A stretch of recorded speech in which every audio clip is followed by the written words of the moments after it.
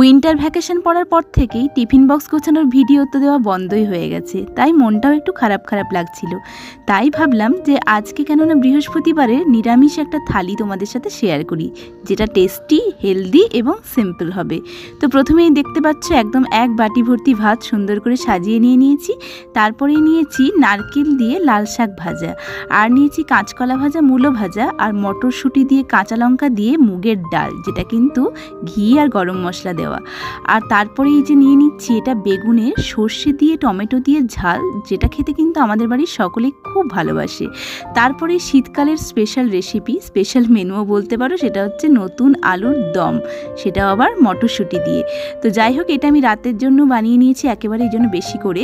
আর শেষ পাতে নিয়ে নিচ্ছি একটু আমের টক মিষ্টি আচার। তো যদি আজকের এই লাঞ্চ থালিটা তোমাদের ভালো লেগে থাকে, অবশ্যই লাইক, শেয়ার, সাবস্ক্রাইব করে দিও। আজকের মতো টাটা, বাই বাই, আবার তাড়াতাড়ি দেখা হবে।